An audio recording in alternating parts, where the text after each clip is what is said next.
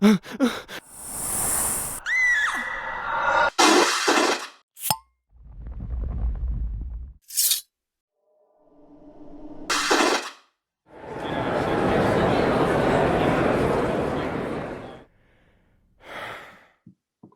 and welcome to the Supernatural track here at Continual. I'm your host, Gail Z. Martin, and tonight we are on season 15 essential episodes, otherwise known as the Fight Club. So we're going to be talking about Supernatural's final, for now, season, and what we loved and hated and found essential. But first, let's have our wonderful panelists introduce themselves, starting with Carol Malcolm.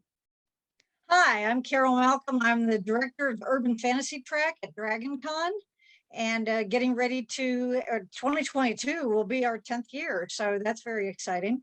And we do cover Supernatural on the track, and I was delighted when that happened.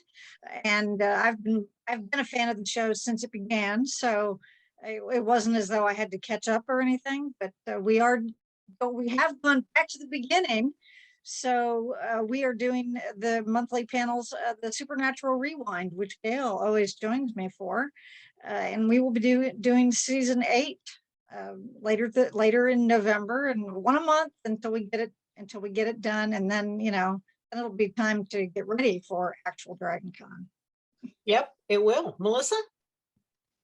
I'm Melissa. I've been a fan since the pilot originally aired, and I can be found in the TFWNC Supernatural group, which you host, or stalking writers on AO3. Sounds fair. Electra? Electra Hammond. I'm a writer and an editor, and like Melissa, I've been there since the very first episode. Carol Stokes? Yep. I've been a fan since season 3. I started writing fanfic in 2012, which can all be found on AO3 under Fire Sign 10. And when I'm not being stalked by certain fans, then I can be found here on Continual and in the TFWNC group. And I Supernatural in halfway through season 11, but I think I have made up for it in sheer enthusiasm. Yes, and commitment. Commitment is a good word when it comes to you. Yes. Committed. But in addition to the Supernatural fandom track here, and being fortunate enough to be a guest on DragonCon Urban Fantasies, some of their panels, I also run the Supernatural TFWNC group, Team Free Will, North Carolina. And I wrote a chapter in There'll Be Peace When You Are Done. So go team. Anyhow, here we are in season 15, the end for now. But as we know, on Supernatural, nobody ever really dies for good. So nobody ever goes away forever. So let's start with what we loved. What were some of your favorite episodes and why? And later on, we'll get to what's essential. Melissa, start us off. I'm going to leave Carrie on because I know that we're all going to want to talk about it. So I'm not going to, because I know that Carol is going to make me cry. So I'm just going to skip that. Because you will. Favorites. Hero's Journey, because Garth saves the day. And that's awesome. You just can't help with that. Destiny's Child, because we have the Richchesters. I could have had a whole season of nothing but the Richchesters and the Winchesters. That would have been perfect for me. Last Holiday, first of all, Dean in an apron. Every other argument is irrelevant until we get to the Dean in the purple nightgown, Flash and Sam. I'm sorry, but that is just one of those quintessential moments. And the Gambler, because that story was just great.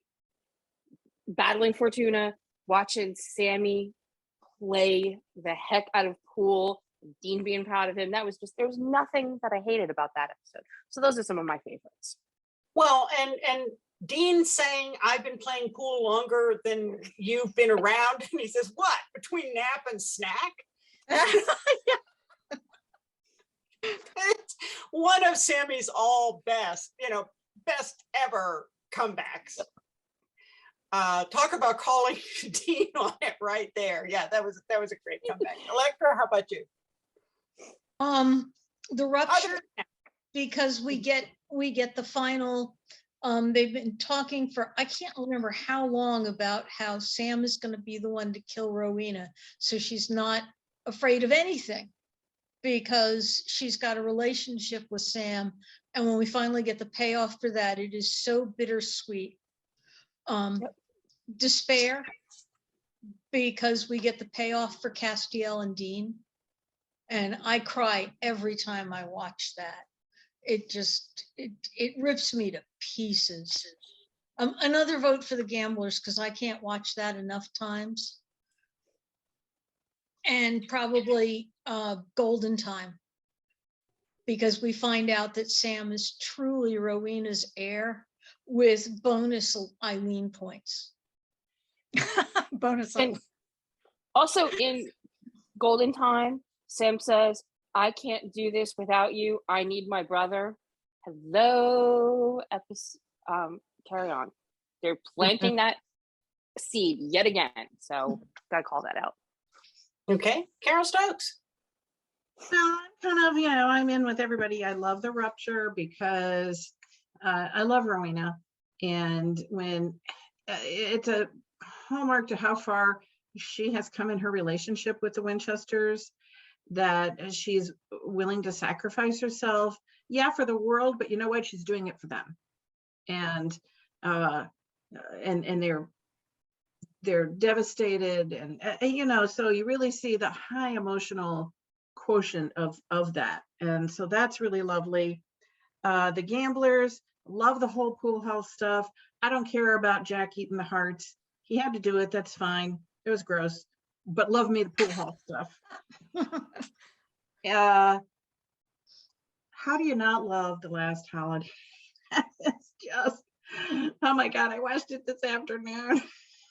It's just beautiful. There are so many beautiful moments in there. And Mrs. Butters, man, I don't know who that actress is, but she is fantastic. She's perfect in that. So love that. I liked some of Destiny's Child. The same show that gave me a huge retcon moment that I'm sure we'll talk about also gave us the Richesters. So it's like, the scales balanced of the good and the bad. And man, the Richesters were a gift to fandom, let me tell you. So those were, and we're skipping over to, 1519 and 1520, but in the rest of them, those were my favorites. Okay. Carol Malcolm. Well, I don't know that I may have some different reasons for enjoying some of the same episodes that have been mentioned already. But one of the things that's always intrigued me the most about Hero's Journey is the fact that, the guys that they've lost their luck is what it seems like. And, that it's hard for me to kind of articulate, for which I apologize. It's been a very strange week.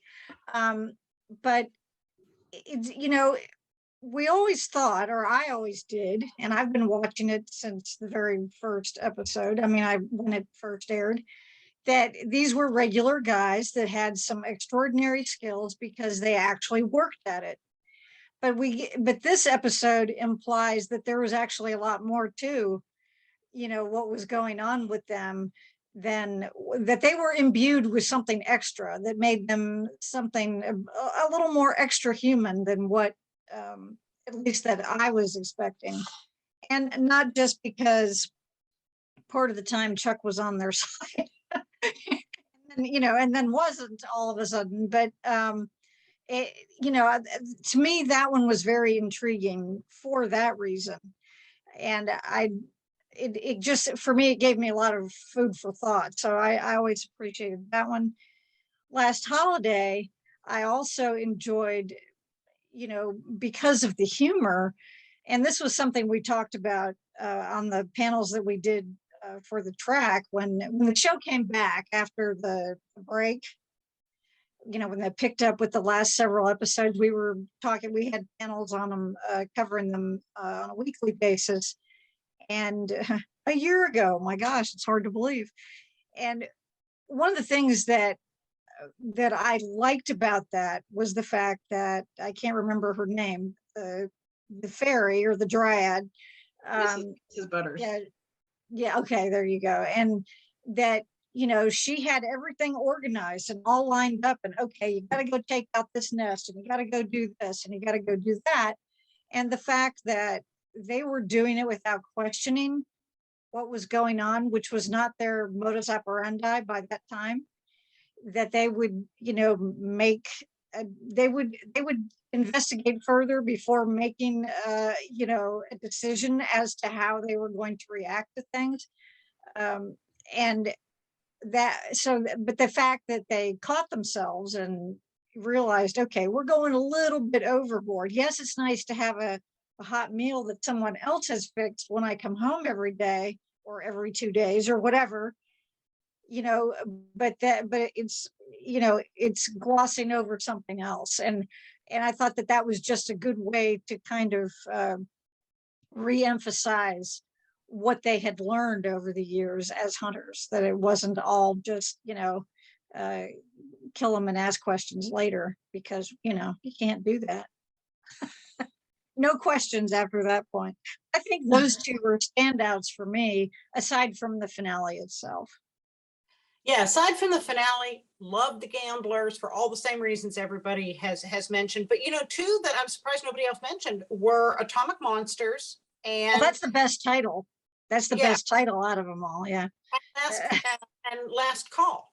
So Atomic Monsters not only had Sound of Someday, which is Jensen's, you know, song with Radio Company, that was just haunting and heartbreaking the way it was used in the show, with a terrific Monster of the Week, as well as all of those scenarios that we find out are Sam's visions of how all the different ways Chuck has killed them off in the past. And, you know, going through the Dean catches on fire, Dean kills Sam with the Mark of Cain and the first blade. And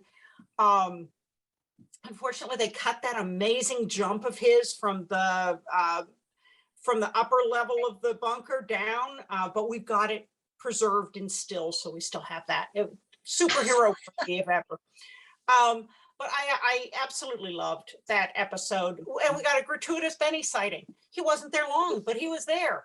So that was all cool. And then I really liked Last Call. It was a great Monster of the Week. We got to see Dean with his old buddy Lee and get up on stage and sing Dukes of Hazzard. And Kristen got in a bar fight. I mean, what's not to love about this whole thing? It even spawned a whole new series for my Morgan Bryce name, Kings of the Mountain.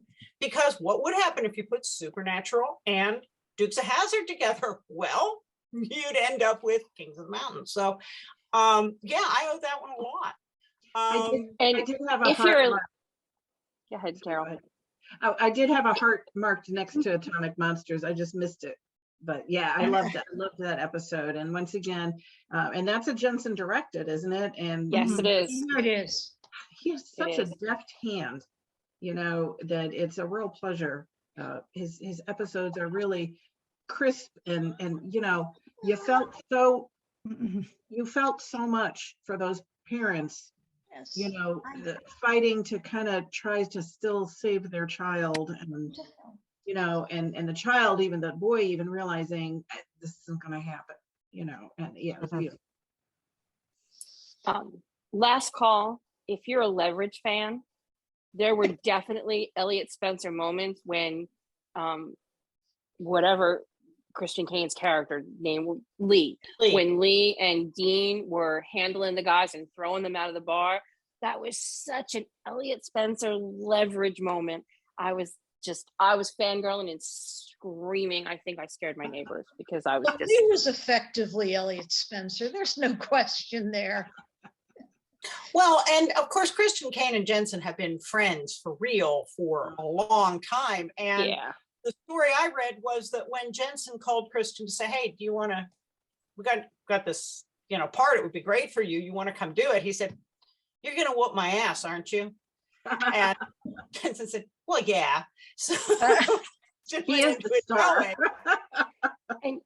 And Lee ends up dead, slammed against a wall with something jabbed into him. And it was kind of like, what does that look like? Oh, wait, maybe a little bit like 1520. Yeah.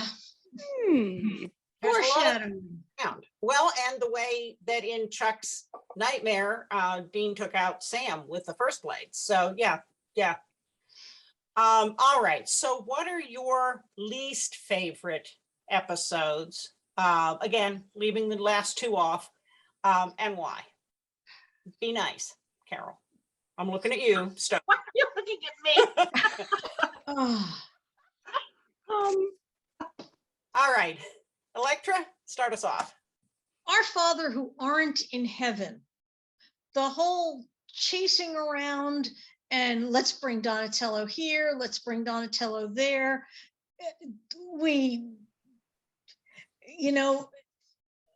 Michael's going to give them a spell. Can we trust Michael? This whole back and forth thing didn't seem cohesive to me. They had some good ideas there, but they had at least enough for 2 episodes. Whereas the first 2 episodes of the season, I'm not even certain that needed to be 2 episodes. I think that there was a whole lot of, wait, did all that much happen? And that's like the whole episode. Back into the Future and Raising Hell, those could have been combined into 1 episode. I mean, we needed the information, but they could have been the first 10 minutes of the Rupture. Really. It was, we opened up this thing at the end of last season and it's bad and it's still bad and it's really bad. Okay, now we're going to do something about it.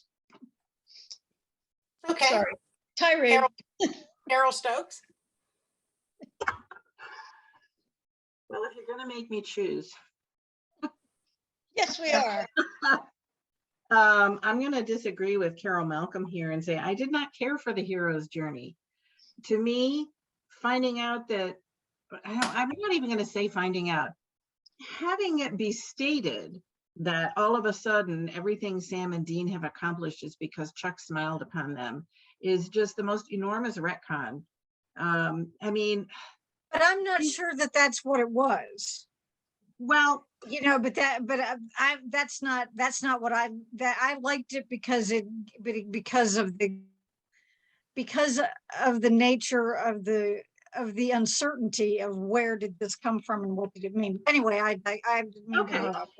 I just feel that, Dean, since he was 4, and Sam always worked and were drilled and were driven, to master these skills. So to see Dean or whichever one it was, fumbling to lockpick was, no, I'm sorry. They've lockpicked for, 30 years. They know how to lockpick. That kind of thing. I mean, I could see okay, all of a sudden, Dean can't eat the cheeseburgers and Sam's got the lactose intolerance. That stuff was fine, but don't tell me they can't lockpick and they can't shoot and all of that stuff, because those skills have been honed their entire life. So I didn't care for that. Galaxy Brain, no, just, there was nothing there for me. Destiny's Child, we said the good part was the Richesters. The bad part, again, let's just take the timeline that we've lived with for the last 14 years and tie it up into knots so that Ruby and Sister Joe can be quasi-compatriots and actually have interacted. No. And that kind of thing where it's, to me, there was a certain sense of this season where they knew they had to get to a certain point and they got there, and boy, when they got to that point, they hit it like the best bullseye ever. But on the way there, we were like, oh, let's go here. Like there was a little drunk driving going on. That's a great way to describe it. Things were just kind of like out of this field. I won't even say left field, because sometimes it was left field, but sometimes it was right field. Sometimes it was center field. It was just, all over the map. And I- this is I- the strongest season to me where there was no sense of cohesion. And bit by bit they got there. And I will say that there are bits in several of the episodes. So we see Jack beefing up, and we see this happen, and we see that happen, and we needed those bits to get to the end. But the rest surrounding the bits was like the fat on a filet mignon. Oh, there were gems in this season. Absolute, where they took pieces from past seasons and Well, I'll grant the gems. I mean, that's where I'm saying there are moments, absolutely. But I'm talking about compared to the vast majority of the rest of the seasons where we had a direction, we had cohesion, here it was just really scattershot to me. And in an episode of 75% iffy, we had that 25% gem. You know, we had a scene or a moment, you know. But it was a real trail of breadcrumbs to try and follow those moments throughout the season to then end up at the conclusion and you know, understand how the heck we got there. the luck thing wasn't so much the God had favored them the whole time. They did it clumsily, but they were setting up, I think they were just trying to say, well, they've never gotten traffic tickets, they never get colds, they never trip when they're walking across the room the way normal people do. And I totally grant, I'll even grant that stuff. But don't tell me that they're not crack shots, that they don't know how to throw a knife, that they don't know how to pick a lock, that they don't know how to fight those monsters. And I'm sorry, maybe breaking down because of plugs, no way. Not even remote. That completely, I will say that moment more than anything yanked me out of that episode, because I'm like, no, that's not possible. Not with Dean. If it had been while Dean was off somewhere in hell Purgatory or whatever, in purgatory or whatever, and Sam's in charge, baby, possible. Dean, not an option. On the other hand, we did get to see Garth use C4. Yes, and I always love Garth. I think Garth is a great character, and anytime we see him, that's a win for me. So that's, like I said, you know, there was something in several of the episodes, even the ones I don't care for, that little bits of tastiness. And DJ Qualls at the Charlotte convention was talking about how happy he was with his final episode because he thought they left Garth in such a beautiful place. You know, the last time we see Garth, he's dancing with his wife, he's happy, he's a dentist again, he's got kids. And he talked about being so grateful for having that be the cap for his character. I think for me on this, Gimme Shelter to me was a very incoherent episode. It seemed like all the pages of 2 scripts blew away in the wind and they could only find half of each script. So they said, screw it, we'll put them both together and we'll just fake it, because you had 2 plot threads that didn't really go together, and they could have been good if they'd have each been fleshed out, but we only got half an episode of each. So that was a weird one. Bringing the idea, oh yeah, Melissa? No, go ahead. Oh, the idea of bringing back all the people that they had killed obviously didn't work because they dropped that after the first 2 episodes. And that was kind of a dumb idea anyhow. And then the huge retcon that Balfour said, which maybe he was lying, demons lie, the idea that souls that have been to hell can't go to heaven. Yep. John Winchester, both of the boys, Bobby Singer, Kevin, Lucifer. I mean, come on, everybody. It's kind of one big club. You have the upstairs and the downstairs, and you know, highway to hell, stairway to heaven. It's two ways. And that Belfiker drops that, we're going, ha, have you watched the show? So I've got a bigger one for you. I've got a bigger retcon for you. One more quick Unity. thing. I still can't figure out why they named the episode Proverbs 17:13. I went back and I read Proverbs 17:13. I can't figure that out. That's the dumbest name in the world. Melissa. Sorry. Unity. The person who wrote this scene in Unity has never watched Supernatural. Dean pulls a gun on Sam. That is never, ever, ever going to happen. Well, Not without even if you say it again. Say it one time. Cursed Coin, Southern Comfort just rewatched it. But that was a cursed coin. Right, he was under Yeah. the impetus of a magical force greater than himself. Here it was just because he was desperate and frustrated. Dean, desperate and frustrated, would hold a gun to his own head Own self. before he would hold it to Sam. Exactly. And I rewatched this afternoon, like right before we got together. And that scene would have worked exactly the way it needed to work, even if Dean didn't pull the gun. They could have been tussling. They could have been fighting. Sam could have been trying to drag Dean away from the door. There's all kinds of ways they could have done that physically without Dean pulling a gun on Sam. And the minute he pulls out that gun and aims at Sam, I'm like, okay, done. None of this. I don't care anything about that comes after this. You have completely, you've shown me that you don't know these characters. And I'm honestly really surprised. I would love to know how much fighting Jensen did, and Jared too, over that scene. Because I can't imagine them just saying, oh, okay, yeah, it makes sense that Dean would pull a gun on Sam. Sure. Or they saved their fights for later on. Something, Which- yep, I think that's probably what happened. Carol, Malcolm, what about you? Well, this may be an unpopular one, but we talked about this at great length when on the panel about this episode when we were doing those. Last Call is the one that bothered me. And as much as I love Christian Kane, and I think he's great in everything that I've seen him in, I've been a fan of his since Angel. But I did not like the fact that Dean killed him. And I just took issue with that. The fact that this was a human. Yes, he was doing terrible things. And I'm not saying he didn't deserve what happened to him, but the fact that it was Dean doing it, that just did not set well with me. And I didn't, to me, it just didn't really mesh with the character. And I just didn't, I didn't care for it for that reason. I mean, otherwise, I thought the episode was fine, and they were great together.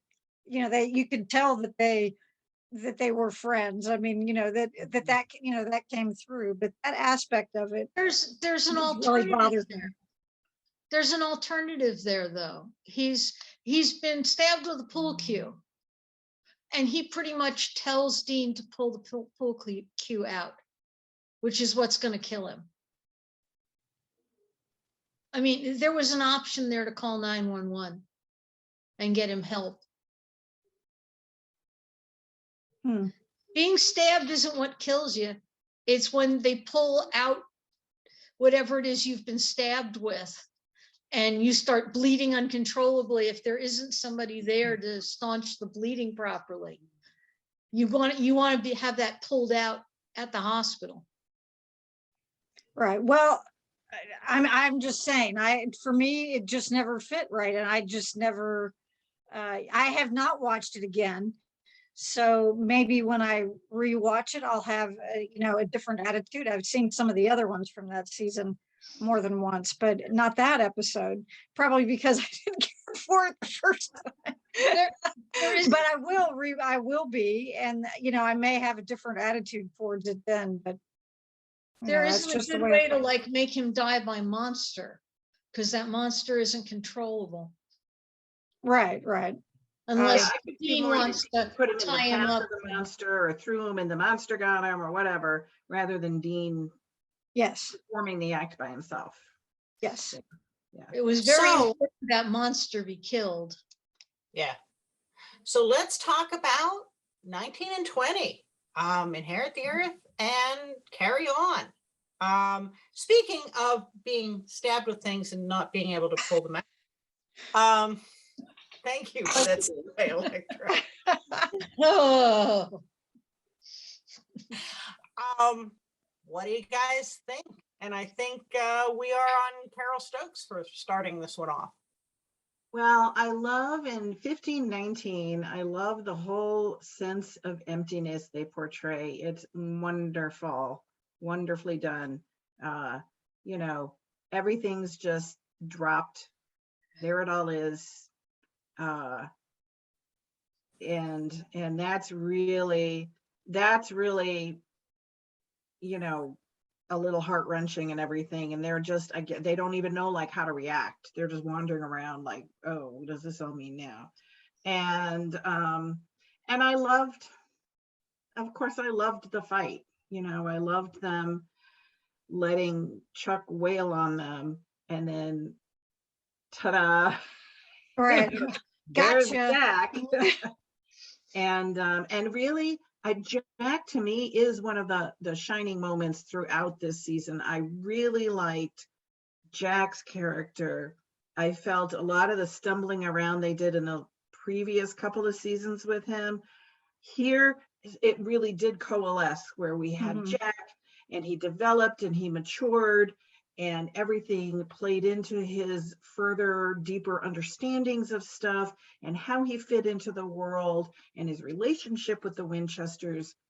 And man, the moment when he takes Chuck out is really wonderful. Wonderful. Yeah. So I love 1519. I don't know if we want to do maybe that one first and then 1520. Yeah, we can do that. Yeah. Electra, where are you on 1519? I adore 1519. It isn't obvious what's going to happen. I love the setup, the spell that surprises us as much as it surprises Chuck. And the whole retrospective at the end of the episode with them riding in Baby to running on empty. I know there were major plans for the big season finale that never happened, and I keep wondering if they shouldn't have just stopped it there, because that was almost perfect. It was a lovely thing, and especially that scene in the bunker where they're sitting on the map table and talking about being finally free. And it's as much Jensen and Jared as it is Sam and Dean, just like it is, you know, in a crucial pivotal moment in 1520. But yeah, that one gave us some gems and a happy ending if you want to just stop there. They Melissa? rode off into the sunset and Baby. What more else did we need? They were free to do whatever they wanted. We didn't need to know what. Melissa? Ditto what Carol Stokes said. There's my ditto for tonight. Carol Malcolm? Well, yeah, I mean, I thought it was pretty creative what they ended up, you know, with the whole demise of Chuck, and that, you know, here's Jack, who's supposed to be the new god, and it's like, okay, and he's how old, you know, and, you know, that whole idea. I mean, yeah, I understand, you know, being a Nephilim, he's also, he has some skills that he would not have had as a, you know, a regular teenager. But I thought that I thought it was a really good ending for his character. I mean, that for him to have gone through everything that he went through, and, you know, maybe forgive him for Mary. I don't know. I'm not so sure, but you know, the fact that he did it unintentionally is the thing. But yeah, I mean, I enjoyed that aspect of it. I thought that it was a really, as I said, creative way to deal with getting rid of the one and making somebody new, because of the way that you know, the not the lore, but just the world of the show. There needed to be some kind of person at the head because we found out what happened when there wasn't. So they had to wrap it up somehow by saying, okay, we got rid of the bad God and now we've got a better one, so that it still fit with their overall approach, I think. But I thought it was a good episode. I think though, and I get what you mean. And people talked about this before when we've talked about this episode on the urban fantasy track as well, that if the show had ended there, that would have been a satisfying ending. But would it? I mean, I really think that I think people would have wanted to know more. I think that and there were some other people we hadn't seen yet, and to find out what happened, to hear what happened. Well, I don't another know. season would have been nice, but But that wasn't that was not in the possibility, right there. So I don't know. I think it could have served as one, but let's face it, death is pretty final. I mean, even on Supernatural, it has some finality. well, If there are no more episodes after that, then it's gotta take. Yeah, exactly. yeah. Gotta stick this time. Can I bring up one more character from that episode? Sure. I'd like to give a shout out to Betty, who gets introduced in 1519. Betty the Reaper, who Lucifer brings in and tries to explain to the extremely dense Oh, yes. Winchesters. Hi, this is Betty. She's a Reaper. Oh Now yeah, that was fun. Dead. Yeah, Now that was Betty cute. is the new death. Yeah. She can read the book. Now that he's dead. And then betrayal, of course, because he's Lucifer. But just that whole, now we know how you kill death. Now we know what happens when you kill a Reaper. It suddenly became a very fast cycle all at once. And she had the Right. worst pleated skirt of all time. I'm sorry, that pleated skirt just did nothing for anybody. That was a true fashion faux pas. I'm sitting there, major plot point. I'm going, who picked this skirt? That was terrible. Anyhow, You say that to the lady with the big scythe and see how far it gets you. Do not insult the skirt. Okay. in 2019, my heart stopped with, Dean surrendering to Chuck and, okay, we'll kill each other. Like, what? But he did find Miracle the dog, and he let a dog in the car, and that was progress. And Yes, but he didn't let him see the shotgun. that they Plus, had Sam was found okay with it. a better way for Amara than just being absorbed again, because poor lady, Right. She, it's such a female erasure thing that, well, she's absorbed now. That was kind of weird. I wished better for her than that, but otherwise, I thought it was a really terrific episode, and on so many levels, and very satisfying. All right, now one quick thing before we get to 1520. And that is that we just had some new information from Jensen and Jared at the convention in New Orleans last weekend. If you stalk their videos online with all of their comments. And they both, Jared had said before that he envisioned, his headcanon was that there was 5 years or so between episode 19 and episode 20. The Dean didn't die on the next hunt. Jensen played that out even further and talked about them having a long period of time together. And both of them have said a number of times that they want to come back to Supernatural in a few years. And I think the space between those two episodes gives them a chance to come back for like the missing hunts or the missing years. But they were both probably the most forthcoming they've been on how they saw that.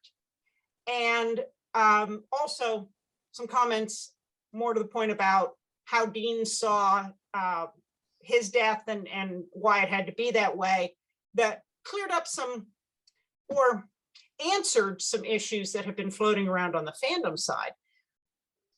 So, and my cue that there was time passed is that Miracle's a pretty active dog when Dean finds her. But then when Sam leaves the bunker, for the last time, Miracle's an old dog struggling up the stairs. Yeah, we talked about that. And Yeah. I wondered why they would show this poor dog having trouble getting up the stairs. I thought, wait, Miracle wasn't old before. Time's passed. It's a blink and you miss it moment, but I think that was a clue. So going into 1520, oh my gosh, there it is. And let's start with Electra on this one. Okay, from the new information you just inserted makes me think that they're thinking one day down the road of maybe coming back and doing something feature film sized. Or even maybe a shown on limited TV. or maybe like a series or something, Yeah, I could see him do a limited series. Super awesome. I mean, Carry On was something that just was, honestly, it felt to me like the coda on the Harry Potter books. It was just something stuck there for the fans to let us know that, hey, the boys did all right. After all of the stress was gone, they didn't go off in a corner and shoot themselves or, just die of boredom, but they found a way to keep going. And when they were hunting, and when they weren't hunting, well, they went and ate pie and all was right with the world. It was nice. It was nice to come back and visit Bobby. It certainly would have been better if there hadn't had to shoot it during COVID, but it certainly was. It was just a love letter to the fans. I don't know that it gave us all that much in the universe other than, hey, we found out how Dean dies, but we've seen Dean die before. We've seen Dean die a lot. Well, and it was interesting because to address that in New Orleans, he said in one of the recent ones, maybe it was Denver, that he had asked them to change the script so that Dean died on his feet. It was originally, he was supposed to die on the ground in Sam's arms, and he wanted Dean to die standing up, which I think definitely gave us better visuals. Yeah. And he's died in Sam's arms the last 5 or 6 times. So it was something. But he also talked about how, there's been some contention that Dean gave up. Dean wasn't trying anymore. And he said, no, that's not it. Dean always wanted to go out in a hunt. He was not looking to die, but he was ready to go. And Jensen really went on at some length about how comfortable he was with this fitting his character, which I think people needed to hear from him, because there have been a lot of people kind of putting their own spin on it, coming from a place inside themselves, but that's not necessarily the character. And who knows Dean Winchester better than Jensen Ackles? Melissa, what's your thought on 1520? My favorite episode of 327 episodes.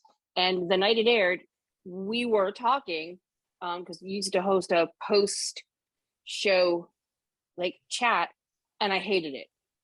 I needed to sit with it for a couple of days. It is absolutely my favorite episode. We've got that little bit of curtain fic at the beginning where we see the guys just doing normal, and that's fun to see, because it's oh, they're doing laundry and making breakfast and playing with the dog and all that stuff. That was beautiful. Pie, because that pie festival was brilliant, especially with Singer in the background laughing when Sam smashes the pie. When Jared smashes the pie in Jensen's face. Let's face it, that's what happened. And let's clarify, really what that was there. You mean the real Bobby Singer, the producer, right? Yes, not Bobby the character. Yeah. Yes, that was brilliant. And then we had the barn scene, and even your dog is sad. She's really, Kitty is really complaining. She hates when I talk about this. We had the barn scene, and when Dean said, I stood outside your dorm for hours and I was afraid. Thank you. That broke me harder than Dean actually dying. That was the thing that he was afraid of, and that he had to gather his courage to go and do that. and moving past the barn scene, we'll forget Sam's wig because that's an atrocity that we can't fix. But getting to see Sam's life and DJ, and then we get to the bridge. And there wasn't other than the wig, there isn't a single thing in that episode that I would change, that I dislike, that I want to rewrite, or it was to me just perfect, except for the wig. I'm convinced that the wig was part of, with the current unpleasantness, not being able to spend hours in makeup to age him. Yeah. And so somebody grabbed some spray hair color and frizzed his hair and said, this is good enough, we'll go with this. And because I'm sorry, go ages to prosthetics and age somebody. And I am thankful that we didn't get the scene with everybody. I think that it ended, I would not have liked that ending. I don't like that it was because of COVID that they had to change that, but I think that ultimately it's a better ending when it's just Dean gets there, he sees Bobby, and then when Sam gets there, it's just the two of them. Okay, Carol Malcolm? Well, I have a question for Melissa. Are you talking about you didn't like the final scene where all the cast and crew was out there, or you're talking about No. you're glad? I'm glad that they weren't all at the Roadhouse, because originally everybody was supposed to meet Dean at the Roadhouse, or Dean was supposed to show up at the Roadhouse with Sam. There's been different conversations about what that was supposed to look like. Okay, gotcha. But I needed gotcha. that scene to not happen.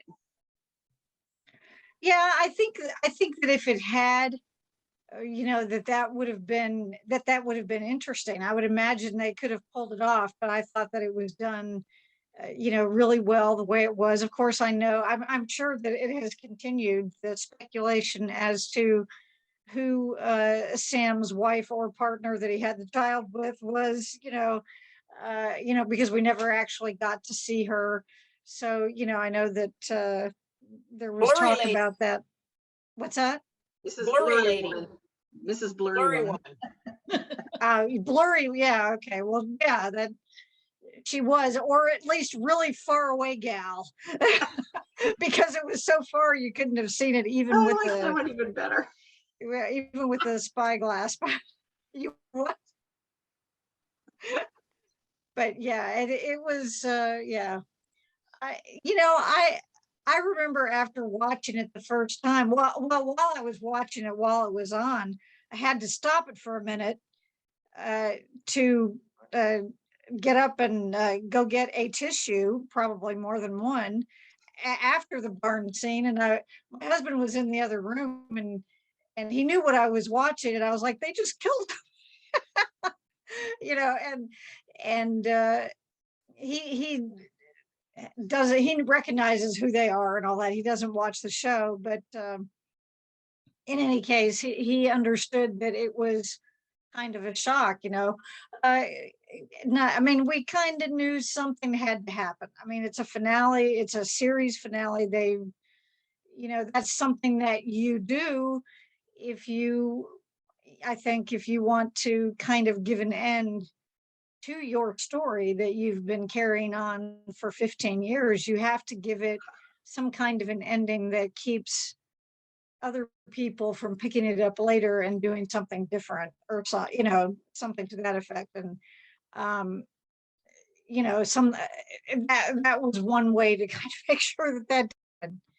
But I'm trying to think of moments. I think that one of the things that surprised me the most, I was glad to see Bobby, because they had to have Bobby back. That to me was very important that he be there, because of the fact of just what he'd been in their lives. And I did like the fact that he talked about John and Mary, even though we didn't see them, that they were mentioned. But what got me was Dean driving that car. It seemed, we're like, okay, so Sam lived for what, another 40 or so years, and Dean's driving his car, but thankfully Bobby had cleared it with us, or had made it clear to us that, yeah, time's a little different here. He'll be along soon. You know, and it was like, yeah, okay, because driving a car, I don't care what kind of car it is, for 40 years is not the way I would.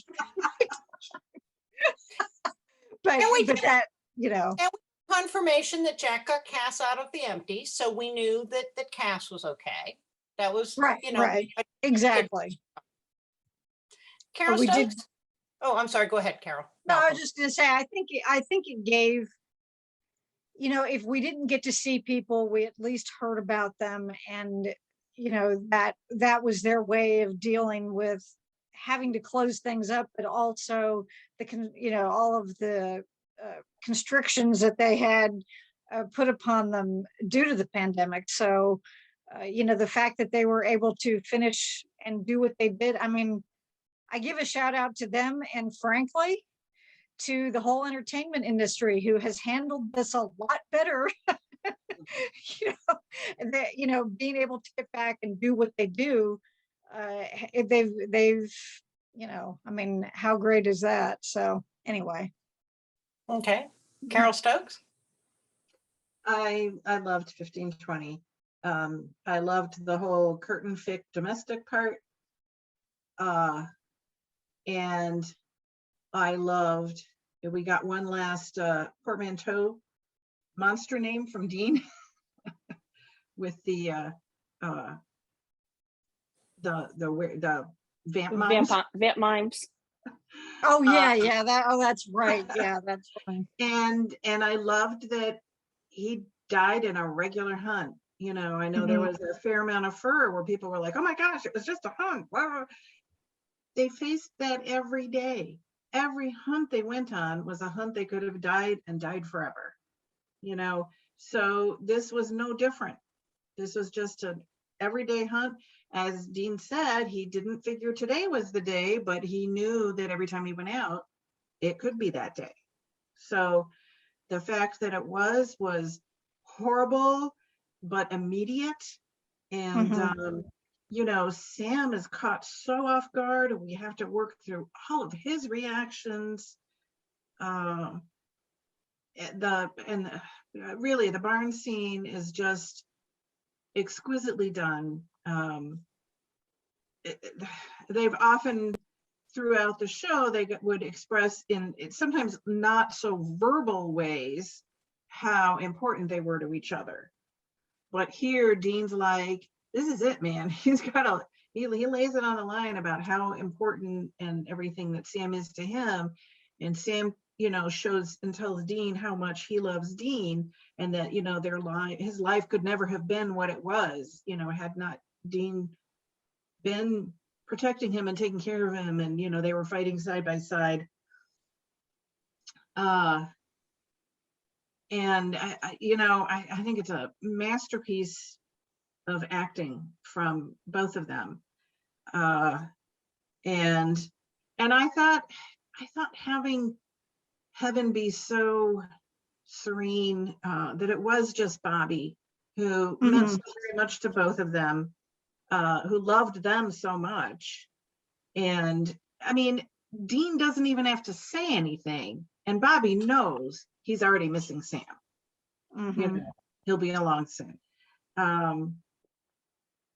And Dean, knowing that Sam's there before we see him, before he sees him, I think they've even released a screenshot of the script where it just says Dean senses something, and he knows, like, now he's complete. He knows, there it is, Sam's there, everything's right with not just the world, but the heavenly world.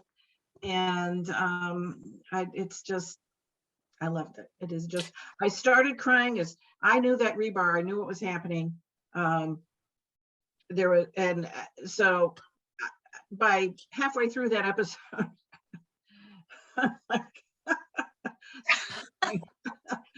but I'm also was in shock, because I'm like, oh my God, there's still half an episode to go. He's dying. What's happening? What are they left? Right, you know? right. It's like What it are they gonna do? seemed kind of early. And it was just so wonderful. You know, it was just really, really, you know, and after such a stop and start scattershot season, like 15 was, to bring it in so tightly and so solidly and so wonderfully focused on what we started with, two brothers, family business. We started there, and we end there. I'm sorry, Melissa, take the tissue, take the tissue. One of the things that I really loved with 1520 is how meticulous they were in echoing the pilot and echoing some of the first yes. seasons. The vampire nest that kills Dean is led by the one they let get away in their mercy in like season 2.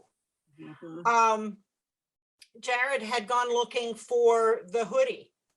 Not that it would have fit him anymore compared to season 1 Jared, season 15 Jared, a little broader in the shoulders, I think maybe. But that was a nice thought. But they got as close as they could to what they were wearing in that first episode. The echo, they changed the words. Jared and Jensen changed the words to echo more of the I can't do it without you. Yeah, you can. Well, I don't wanna.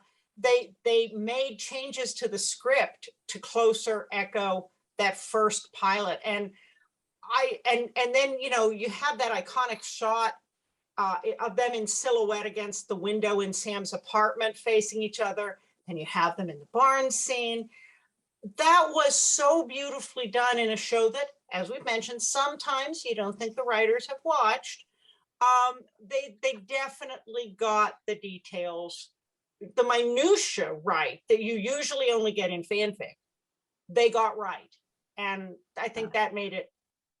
It provides this resonance. It's not even just that we see them going through this, but we feel the resonance of from here all the way back to there, and we get that reverberation of emotion, and that's not something you get often, you know. And this is one of those things where genre shows, I think, are so overlooked because they have the room to kind of do that more, and they're able to provide it, you know. And here it's just done beautifully. Yeah. Well, folks, we've actually gone over our time for once, but we needed to wrap this up. So thank you so much for being here. Let's go around again and let everybody know where they can find you online, starting with Carol Malcolm. Yes, if you go to Facebook and type in DragonCon Urban Fantasy, you'll go right to the track page, and it's an active all year long page.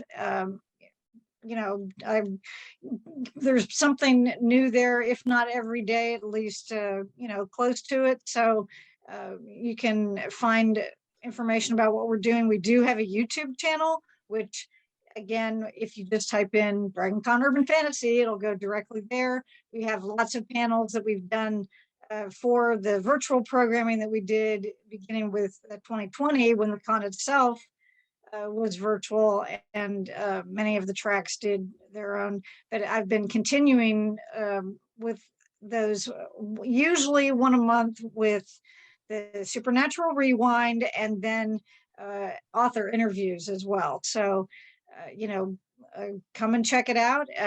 We do also have a Twitter account, and if you, again, DragonCon Urban Fantasy, you'll go right there. That the Twitter account is not quite as active as Facebook or the YouTube channel, other than during con itself. Okay, Melissa?